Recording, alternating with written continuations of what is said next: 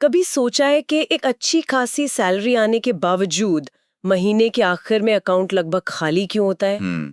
या जब हम सोशल मीडिया स्क्रॉल करते हैं और दोस्तों की विदेश यात्राएं या फिर पड़ोसियों की नई गाड़ियां देखते हैं तो एक अजीब सी बेचैनी क्यों होती है? हाँ, एक FOMO, fear of missing out. बिल्कुल। ऐसा क्यों लगता है कि हम कहीं कहीं पीछे छूट रहे हैं? आज हम इसी एहसास पर, मतलब इसी फीलिंग पर थोड़ी गहरी बातचीत करने वाले हैं। अच्छा। हाँ, हमारे पास जो जानकारी है वो इसी दिखावे के वायरस के बारे में है। और ये अमीर दिखना और असल में अमीर होना, इसमें इसमें क्या फर्क है, ये बहुत साफ तरीके से समझाती है। ओके। और ये सब कुछ हम एक आम भारतीय जोड़े अमन और प्रिया, उनकी कहानी के जरिए समझेंगे और देखेंगे कि इस जाल से बाहर निकलने के असल और प्रैक्टिकल तरीके क्या हैं। ठीक है, तो चलिए इस गुत्थी को सुलझाते हैं।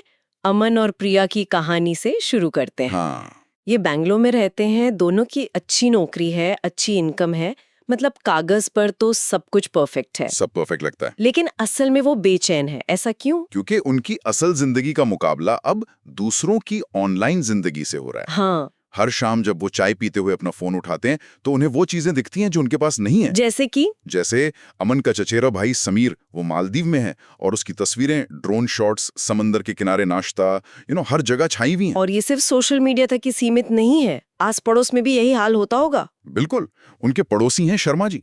उन्होंने अभी अभी अपनी पुरानी, जो बिल्कुल ठीक ठाक चल रही थी, उस सेडान को बेचकर एक चमचमाती नई Hyundai क्रेटा ले लिए। ओह। अब जब भी अमन और प्रिया अपनी बैल्कनी में आते हैं तो वो गाड़ी उन्हें ऐसे घूरती हुई महसूस होती है। और फिर पारिवारिक समारोहों में वो सवाल तो तय है। हाँ, और अमन, तुम लोग कहीं घूमने नहीं जा रहे? शर्मा जी तो अभी दुबई होके आए हैं। समझ गई। और यहीं से वो सवाल उनके दिमाग में घर कर जाता है ना? कौन सा? क्या हम पीछे रह रहे हैं? ये तो एक तरह का अदृश्य दबाव है। इसी को हमारे स्रोत शो ऑफ वायरस कहते हैं। ये एक ऐसी बीमारी है जो मतलब चुपके से फैलती है, इंस्टाग्राम पोस्ट से, महंगी शादियों के कल्चर से और दोस्तों के बीच होने वाली आम बातचीत से। हाँ, और इसका सबसे खतरनाक असर ये होता है कि ये हमारी जरूरतों, चाहतों और दिखावे के बीच की जो लकीर है उसे पूरी तरह मिटा देता है। ये एक बहुत जरूरी बात है। क्या आप इसे थोड़ा और समझा सकते हैं? मतलब जरूरतें, चाहते और दिखावा, इनमें क्या फर्क है? देखिए, जरूरतें यानी नीड्स तो सीधी सादी हैं। खाना, किराया, बिजली का बिल, आने जाने का खर्च, इनके बिना गुजारा मुश्किल है। सही है। फिर आती हैं चाहतें, मतलब वांट्स, जैसे घर में एक बड़ा टीवी हो, वीकेंड पे बाहर किसी अच्छे रेस्टोरेंट में खाना खा लिया, कुछ ब्रांडेड कपड़े खरीद लिए। ये जिंदगी को थोड़ा और मजेदार बनाती हैं। और तीसरी सबसे खतरनाक चीज, वो है दिखावे या स्टेटस के लिए की गई खरीदारी, स्टेटस परचेजेस। जैसे एक लग्जरी घड़ी खरीदना जिसकी आपको जरूरत नहीं, एक महंगी गाड़ी की ईएमआई भरना जो आपके बजट से बाहर हो, या फिर सिर्फ सोशल मीडिया पर पोस्ट करने के लिए क्रेडिट कार्ड पर विदेश यात्रा पर चले जाना। ये वो खर्चे हैं जो अमीर दिखाने के लिए किए जाते हैं, अमीर बनने के लिए नहीं। बिल्कुल। और सबसे बड़ी समस्या ये है कि लोगों को पता ही नहीं चलता कि वो कब जरूरतों से फिसलकर चाहतों और फिर उस दिखावे के दलदल में फंस गए। ये सुन के तो वाकई में डर लगता है। इसका मतलब जो लोग हमें बहुत सफल और अमीर दिखते हैं, जरूरी नहीं कि वो असल में अमीर हों। बिल्कुल नहीं। और यहीं पर अमन और प्रिया की मेंटोर श्रीमती गुप्ता की बात आती है ना?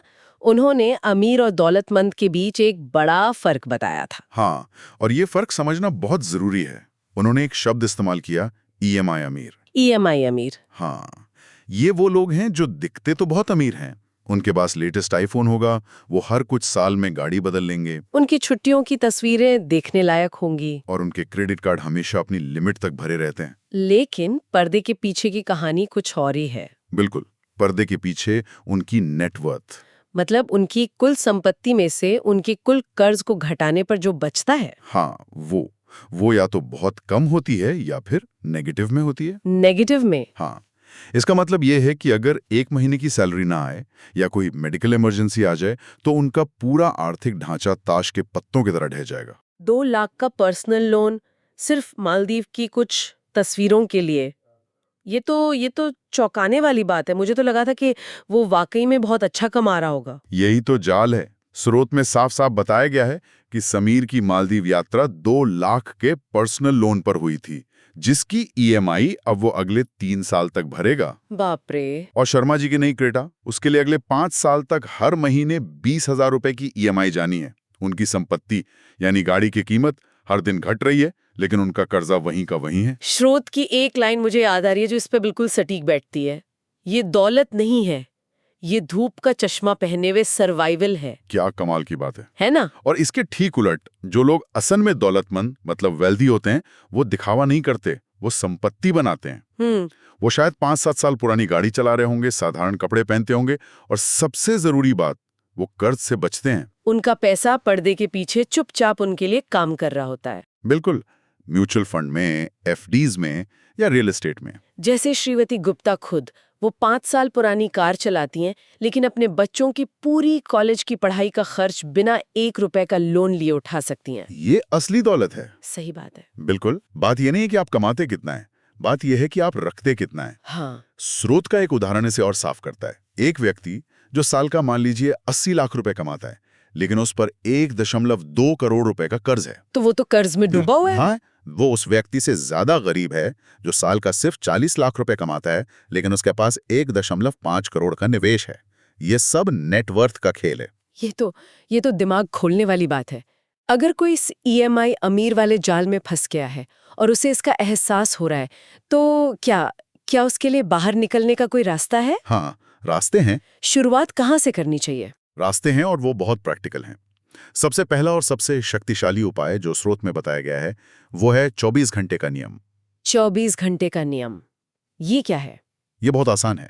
जब भी आपको सोशल मीडिया पर या कहीं और कोई चीज खरीदने का मन करे, चाहे वो नया फोन हो, कोई गैजेट हो या छुट्टियों का पैकेज, तो उसे तुरंत नहीं खरीदना है? नहीं, उसे तुरंत खरीदने के बजाय बस अपने फोन के नोट्स ऐप में लिख लें और फिर 24 घंटे इंतजार करें। लेकिन 24 घंटे का नियम सुनने में तो आसान लगता है, पर असल में करना मुश्किल है, खास तौर पर जब हर तरफ से लिमिटेड टाइम ऑफर और फ्लैश सेल का दबाव हो। तब कोई इस पर कैसे कायम रहे? आपका सवाल बहुत वाजिब है। यही तो इन कंपनियों की रणनीति है, एक अर्जेंसी बनाना, ताकि आप सोचने का मौका ही न दें। लेकिन 24 घंटे बाद जब वो शुरुआती जोश ठंडा हो जाए, तो खुद से बस एक सवाल पूछें। क्या सवाल? क्या ये चीज मेरी दौलत बढ़ा रही है या सिर्फ मेरा स्टेटस? और इसका नतीजा क्या होता है? सूद के अनुसार 90% मामलों में 24 घंटे बाद उस चीज को खरीदने की इच्छा ही खत्म हो जाती है। आपको एहसास होता है कि वो एक पल का आवेग था, जरूरत नहीं। ये तो कमाल का है, आवेग पर काबू पाने का एक आजमाया हुआ तरीका। बिल्कुल। और दूसरा समाधान है अपनी कमाई की असलियत को समझना। अच्छा। यहाँ अमन का उदाहरण बिल्कुल सटीक बैठता है। जब उससे पूछा जाता कि वो कितना कमाता है, तो वो बड़े गर्व से कहता था, मैं महीने का 1.5 लाख रुपए कमाता हूँ। जो कि एक बहुत अच्छी सैलरी है। तो उसमें समस्या क्या है? समस्या ये है कि ये उसकी ग्रॉस सैलरी है, इन हैंड सैलरी नहीं। अच्छा। श्रीमती गुप्ता ने जब उसके साथ बैठकर हिसाब लगाया, तो पता चला कि 1,50,000 में से 18,000 रुपए प्रोविडेंट फंड में, 15,000 रुपए इनकम टैक्स में और 2,000 रुपए बीमा में कट जाते हैं। हाँ, तो उसके हाथ में असल में सिर्फ 1,15,000 आते हैं। हाँ। 35,000 का फर्क, ये तो बहुत बड़ा है। बहुत बड़ा। अमन अपने पूरे महीने का बजट 1.5 लाख रुपए के हिसाब से बना रहा था, लेकिन खर्च करने के लिए उसके पास असल में 1,15,000 रुपए ही थे। और ये जो 35,000 का गैप है, यही वो अदृश्य गड्ढा है जिसमें अनजाने में कई भारतीय परिवार गिर जाते हैं और कर्ज के जाल में फंस जाते हैं। ये एक जरूरी सवाल खड़ा करता है, क्या हम अपनी जिंदगी का बजट सही नंबरों से बना रहे हैं? बिल्कुल। और ये कर्ज अक्सर ईएमआई और क्रेडिट कार्ड के जरिए ही आता है। प्रिया के नए आईफोन 16 वाले उदाहरण पर आते हैं। फोन की कीमत है 90,000 रुपए और वेबसाइट पर बड़ा बड़ा बैनर लगा है, नो कॉस्ट ईएमआई, सिर्फ 5,000 रुपए हर महीने। ये तो किसी के लिए भी बहुत आकर्षक होगा। बिल्कुल। प्रिया का पहला विचार यही था, 5,000 रुपए महीना तो हम आराम से दे सकते हैं। और बस इसी तरह एक बुरा कर्ज हमारे घरों में घुस आता है, बहुत ही आकर्षक तरीके से। तो आइए इस नो कॉस्ट ईएमआई के पीछे छिपे सच को समझते हैं। हाँ, इसे तोड़कर समझते हैं। सबसे पहला छिपा हुआ खर्च क्या है? सबसे पहला है छूट का नुकसान। मतलब अगर प्रिया पूरा पैसा एक साथ देती, तो उसे बैंक ऑफर के तहत 5,000 रुपए की सीधी छूट मिल रही थी। ईएमआई का विकल्प चुनते ही उसने वो छूट खो दी, तो ये 5,000 रुपए एक तरह से छिपा हुआ ब्याज ही है। अच्छा, तो ये नो कॉस्ट तो यहीं पर झूठा साबित हो गया। और क्या है? दूसरा, प्रोसेसिंग फीस और जीएसटी। बैंक ईएमआई बनाने के लिए एक छोटी सी फीस लेता है जो वापस नहीं मिलती। ठीक है। तीसरा, आपकी क्रेडिट लिमिट ब्लॉक हो जाती है। ईएमआई भले ही 5,000 रुपए की हो, लेकिन आपके कार्ड पर पूरे 90,000 रुपए की लिमिट ब्लॉक हो जाती है। तो अगर कोई इमरजेंसी आ गई तो आप वो पैसा इस्तेमाल नहीं कर सकते। एग्जैक्टली। और चौथा, जो शायद सबसे जरूरी है, अपॉर्चुनिटी कॉस्ट। अपॉर्चुनिटी कॉस्ट समझाइए से जरा। ये 5,000 रुपए की ईएमआई हर महीने एक ऐसे फोन के लिए जा रही है जिसकी कीमत हर दिन घट रही है। 1 साल में फोन की कीमत 40% तक गिर जाएगी। जबकि अगर यही 5,000? हाँ, अगर यही 5,000 रुपए हर महीने किसी अच्छे म्यूचुअल फंड में लगाए जाते तो वो घटते नहीं बल्कि बढ़ते। तो सीधी सी बात है, ईएमआई घटती ही चीज यानी डिप्रिशिएटिंग एसेट खरीदती है, जबकि निवेश बढ़ती हुई चीज यानी अप्रिशिएटिंग एसेट खरीदता है। बिल्कुल, यही पॉइंट है। ये एक बहुत ही शक्तिशाली विचार है। तो क्रेडिट कार्ड इस्तेमाल करने का सही तरीका क्या है? क्या हमें उन्हें फेंक देना चाहिए? नहीं, फेंकना नहीं है, उन्हें समझदारी से इस्तेमाल करना है। एक सुनहरा नियम है और वो ये है, बताइए। अगर आपके बैंक अकाउंट में किसी चीज को खरीदने के लिए पूरा पैसा नहीं है तो अपना कार्ड स्वाइप ना करें। बहुत सीधी सी बात है। हाँ, क्रेडिट कार्ड सुविधा और रिवॉर्ड पॉइंट्स के लिए हैं, उधार लेने के लिए नहीं। ठीक है, तो हमने आवेग को काबू करना सीख लिया, अपनी असल कमाई को समझ लिया और ईएमआई के जाल से बचना भी जान लिया। लेकिन उस एक सवाल का क्या जो प्रिया ने पूछा था? कौन सा? पता ही नहीं चलता पैसे जाते कहाँ हैं। हाँ, ये सबसे आम समस्या है। सब्जी, दूध, बच्चों की छोटी मोटी जरूरतें, ये छोटे छोटे खर्चे मिलकर महीने के अंत में एक बड़ी रकम बन जाते हैं। और इसके लिए अमन और प्रिया को कोई जटिल ऐप या एक्सेल शीट नहीं चाहिए थी। उन्हें कुछ आसान और जमीनी चाहिए था। तो यहीं पर श्रीमती गुप्ता ने उन्हें लिफाफा रणनीति के बारे में बताया। लिफाफे? आज की यूपीआई और डिजिटल पेमेंट के जमाने में ये थोड़ा पुराना नहीं लगता? सुनने में पुराना जरूर लगता है, लेकिन ये मनोवैज्ञानिक तौर पर बहुत प्रभावी है।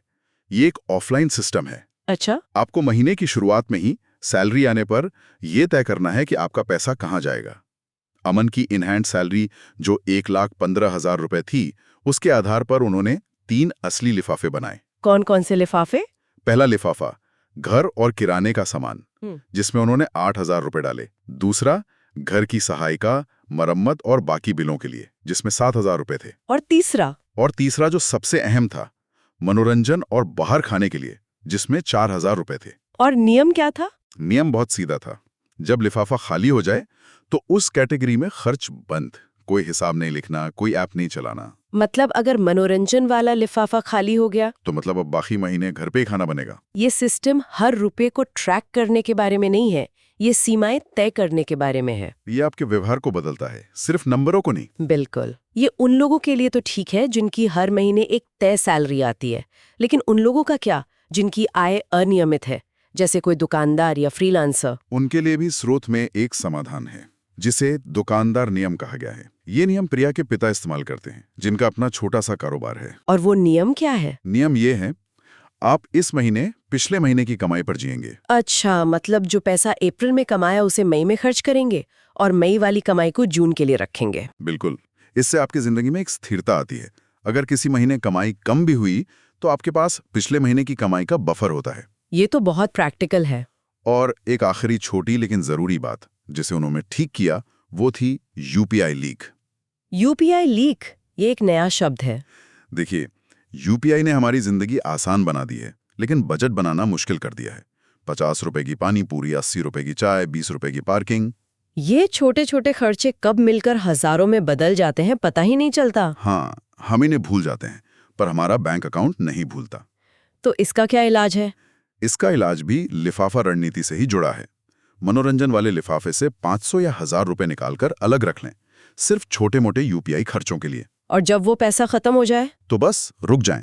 ये उन छोटे छोटे छेदों को बंद करने जैसा है जिनसे आपकी जेब का जहाज डूब रहा है। तो कुल मिलाकर अमन और प्रिया ने सिर्फ अपना बजट ठीक नहीं किया, उन्होंने पैसे को देखने का अपना नजरिया ही बदल दिया। हाँ, उन्होंने ये समझा कि दौलत आपकी गाड़ी के रंग में नहीं है, बल्कि आपके मन की शांति में है। बिल्कुल।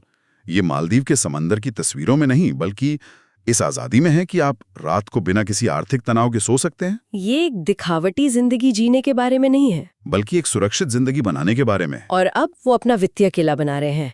एक लिफाफा, एक सोची समझी ईएमआई और हर एक रुपए को अनुशासन में रखकर। बिल्कुल। तो इस पूरी बातचीत के बाद हमारे श्रोताओं के लिए एक सवाल छोड़ जाते हैं। अपनी पिछली 3 ऐसे खरीदारियों के बारे में सोचिए जो आपकी चाहत थी, जरूरत नहीं। क्या वो आपकी दौलत बना रही थी या सिर्फ आपका सोशल स्टेटस? और अगर आप अपनी अगली बड़ी खरीदारी की इच्छा पर 24 घंटे का नियम लागू करें तो आपको क्या लगता है क्या बदलेगा?